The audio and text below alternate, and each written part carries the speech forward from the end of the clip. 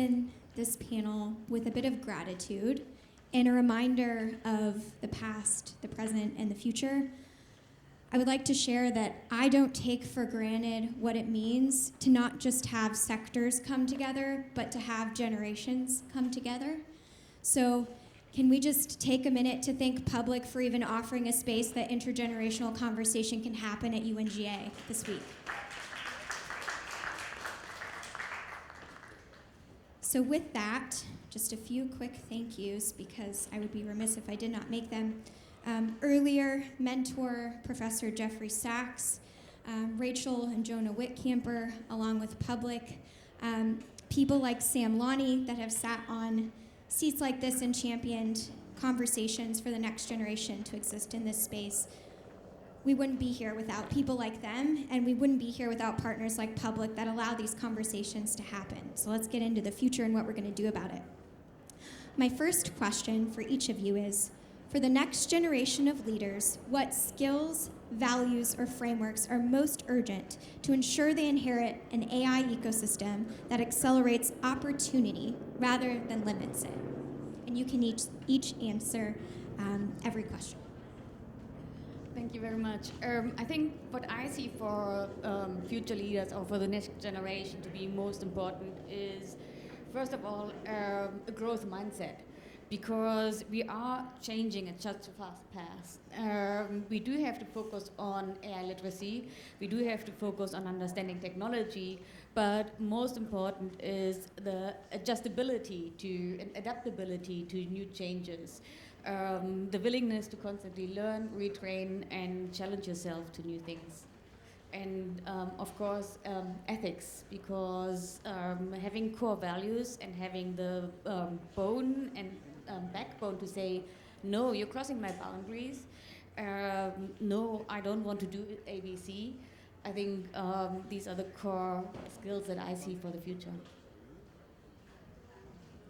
Thanks. I think when I think about the next generation, I think the key thing to be thinking about relative to AI is that AI is changing and will continue to change what it means and the way we think about what it means to be human. And that's an important point in time for us to be wrestling with these very questions, because yes, the ethics are important, but there's also an aspect of we have to actually think about what does it mean to be human together on this planet. And therefore, the way that we build out AI and we think about the real practical applications, we should be thinking about them in that application space together. It's a partnered endeavor. Competitions will still be competitions.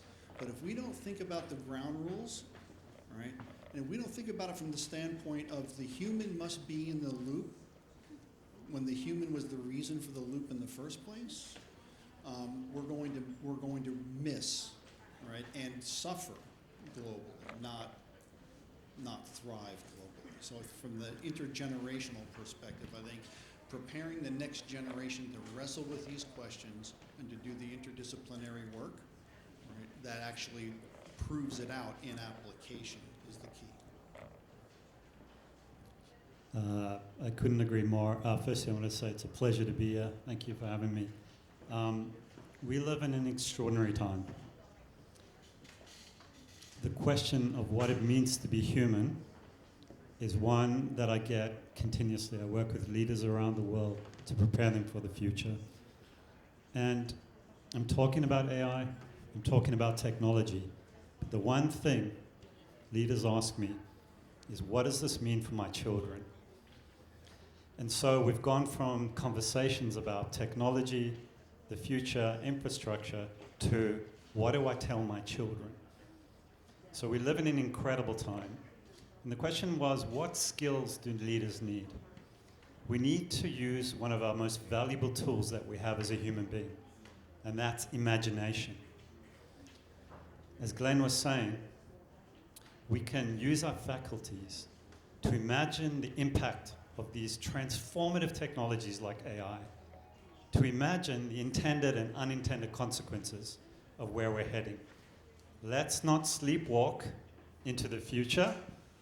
Let's use our wonderful gifts as leaders to imagine preferred futures for all of humanity. And that's why I'm here today, and that's what I'm passionate about and really looking forward to talk to you guys about. So a couple of things I heard were imagination, humans in the loop, caring about, not just the capital being deployed into investments, but also what does this mean on a real human level for our kids? And it goes a bit deeper than the dollars. So with this next question, AI ethics and governance often lag behind deployment. What guardrails, then for our kids, right, should we put in place now to ensure equity, transparency, accountability, and to make sure that we're not leaving out various countries or communities that may often be left out or misrepresented? And we'll go down the line one more time, and then I'll take it back in reverse. Okay, thank you. Yeah. So what I think is most important is that ethics should not be an afterthought. You do have to think about ethics before you start the AI product development. So really saying, what is the impact, what are the risks, and how do I actually make it secure? But also, we do need to have good global laws to ensure that, and also a way to enforce them. Currently, we are on the process of having local laws. We don't have an overall guidelines and framework globally, but also a lot of the local laws actually lack a proper, strong executive arm. One of the things that I've been advocating for now for a little over a year, almost 2 years now, is the development of what I call AI trust laboratories, where we are bringing government, industry, and academia together and doing interdisciplinary research around specific applications, well-defined applications in key market areas or key areas of public service. And it's important that research is done in an interdisciplinary fashion, because we actually need to build the social sciences in along with the AI and the other aspects of the science and the markets, whether we're talking about the future of biotech and health or we're talking about the future of energy. It needs to be done publicly and in partnership with the public, and that gives us the opportunity to set these labs in places where we are working with underserved and underrepresented communities nationally and internationally. It's all about what is an acceptable set of outcomes. And we can't model all of them, but by working in specific sectors and working with the public, we begin to build public trust in government and public trust in the technology and for the industry. Critical elements, right, in this space. The other thing that it does, though, is that it allows industry, right, to now open up and think about markets and the way those markets are going to develop in different ways. And so if they just go after where the dollars currently reside, we know exactly how the technology is going to unfold and who's going to get left behind. But by creating this lab space, you actually turn that around. And it allows governments to actually form elastic policy around adoption, so that they're not forming policy that's either over-regulatory out front or lagging behind and only reacting when there's an unacceptable outcome. Right? This is, to me, a practical way that we can begin to apply this nation by nation, and then shared best practices, shared data security, shared privacy information, and understanding what's happening sociologically, right, together. Yeah, we can't design systems, technologies in a vacuum. I'm the chief visionary for an amazing wearable health tech startup called Sincere. And one of the first things we did was to develop an ethics policy. And we called it primum non nocere. First, do no harm. And our approach was a multidisciplinary approach to form these ethical principles. Every technology company working with AI needs to have ethics at its foundation. The other thing our founder did, which is really interesting, is he took our ethics principles and he wrote a science fiction story called The Echo Protocol that you can read. And it goes out 30 years into the future, and it anticipates the intended and unintended consequences of emotion AI being misused. And he used this document as a rallying cry for our organization to do it the right way. Again, applying the principles of imagination to storytelling, which is what science fiction does. It gives us blueprints into the future. We can use that actively, as we're doing at Sincere, to develop a vision that doesn't only anticipate the first order effects and the second order effects of technology, but the third and the fourth order effects. And we've got to do that. Leaders have to do that. You know, when Meta was, or Facebook was working, first coming up with Facebook, we could have anticipated the Cambridge Analytica scandal just through storytelling. It was, imagine if we can take people's data, know exactly which buttons to push, and influence them in terms of making election decisions. Give them the right messages that trigger their primal fears. That's something that we can do. We can do that today. That has to be one of the core competencies and skills that leaders need to do. So some of the things that I've heard about how do we navigate all of this, it sounds like trusted ecosystems, ethics is not an afterthought. How do we create those policies and best practices? Just an anecdotal story. When my husband and co-founder and I, he's a deep technologist, I am not, although I am the daughter of one. When we first came to New York, we were sitting around with a few other next gens, and actually somebody within IEEE that had created kind of their initial ethics policy, and we were debating this. And I will not out this poor venture capitalist because it does not matter, and that is not the point. But a venture capitalist came up to this group. So you had IEEE, you had some next gens within a family office, and you had this venture capitalist. And this was, a few years ago. And he said, what are you all talking about? And we said, well, we're talking about the ethics of an AI. And he paused for a second, and then he said, well, we don't think about that until Series C. Scary, right? Okay, I'm sure we're all scared of this, yes. But here's the good news. If you can remember back to what it meant before the internet, what we're being given now is an opportunity to build and to work together. We're getting to reset as a society. We're getting to reset nature. We're getting to reset technology. We're getting to reset education, right? But we can't do that if we aren't talking. And when we stop talking and when we stop disagreeing, that's why we're so passionate about logic underneath SDG 16. When we stop having the hard conversations, then we see what we see today versus we get a chance to change that. So, thank you. Chelsea, if I can underscore that Yes. point you just made, because I make it often when I'm talking to the venture capital community, which is I worked in a strategic venture firm for a time, and you hear hundreds and hundreds of pitches on new tech. And oftentimes we would ask the question, most times we would ask the question, how do you think about this from the other side? In other words, what if your tech actually enables something that we're not really that excited about? How do you think about the downsides of what you're rolling out? And if a CEO didn't know the answer or hadn't at least thought about it, we didn't invest, right? And so there should be a conscience involved here relative to the things that we're investing in, right? And in some cases, if they said, oh, that's a really important thing, right? We've been really busy working on this piece, but I agree with you, then we would take them in and actually incorporate them into some other work that we were doing to give them that exposure and give them some of the tools that they needed to do that. So thank you for bringing that up, a really important point. Okay, so you started by going a bit off script. So I'm going to go slightly off script, although don't worry, Lawrence did pre-approve the questions that I have and the secondary question.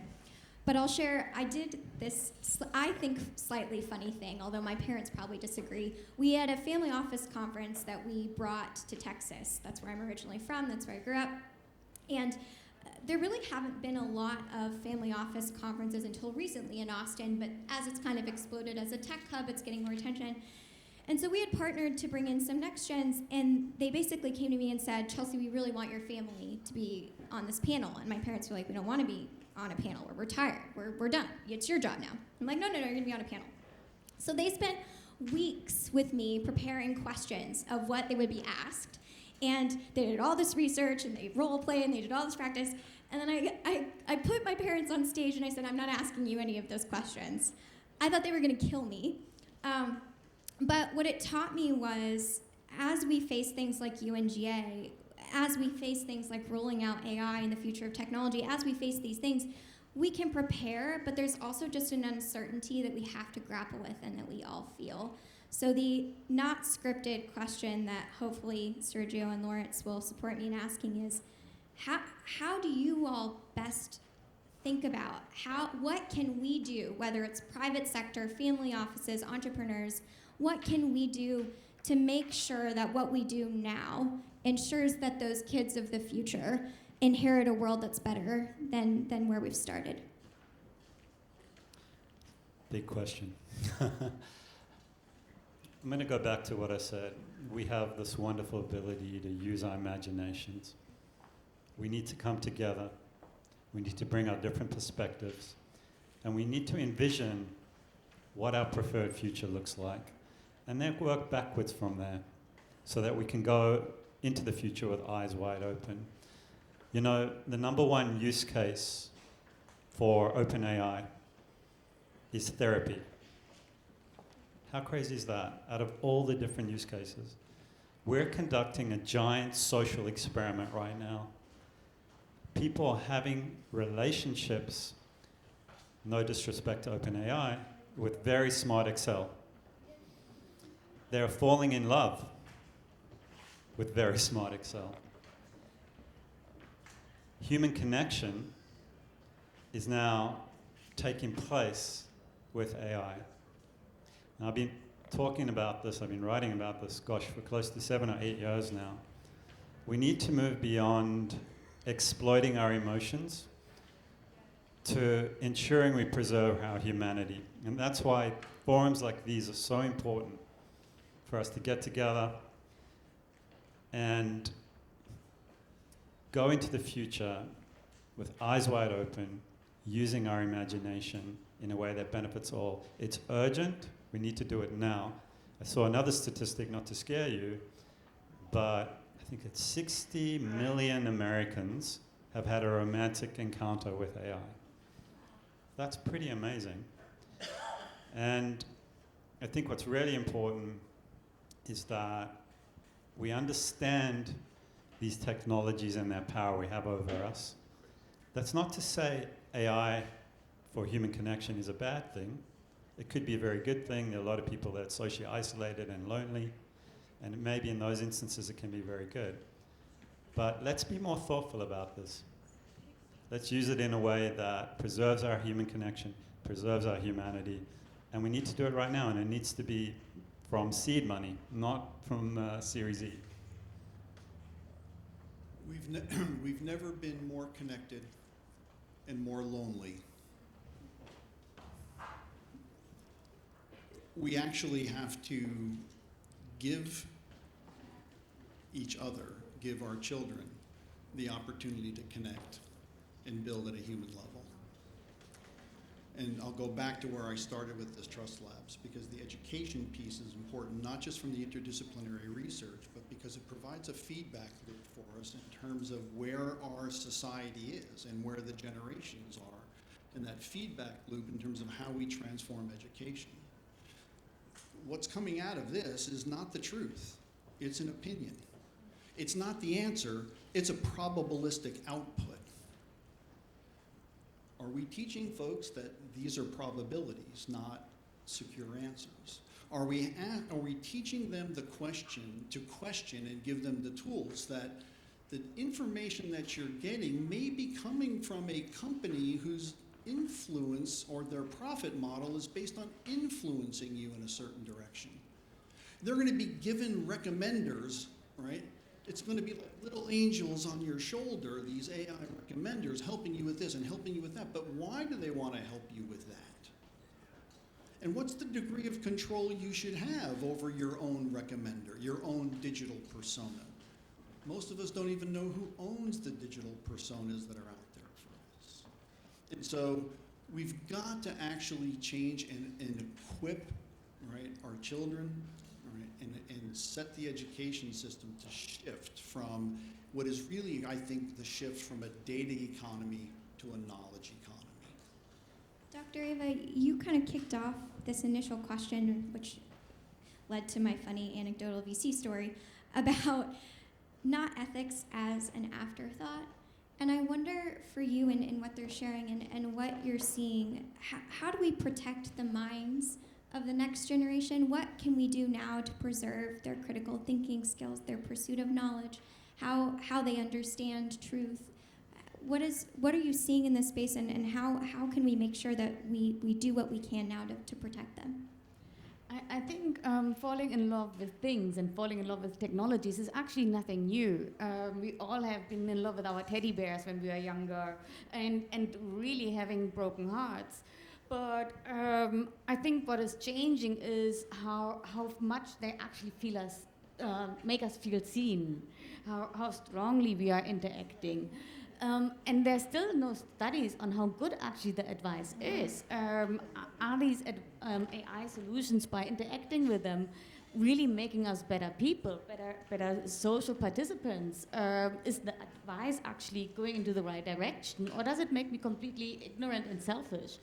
And I think we are exposing our children and everyone to this huge social experience without even setting the goals, without setting the frameworks, and not knowing on how to assess it. And I think having these conversations, especially at a young age, and saying, it is not a he, it's not a she, it's an it. It's actually an algorithm.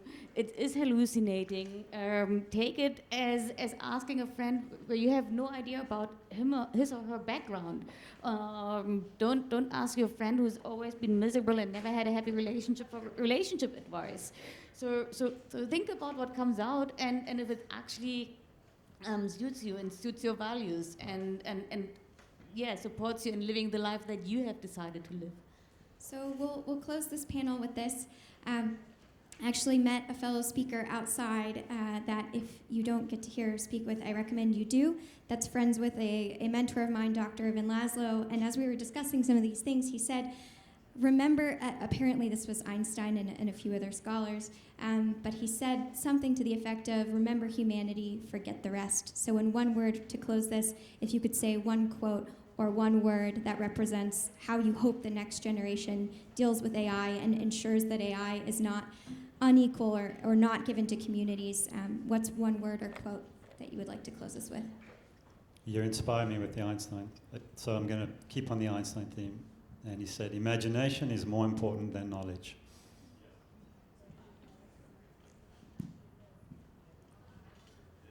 We are here for each other.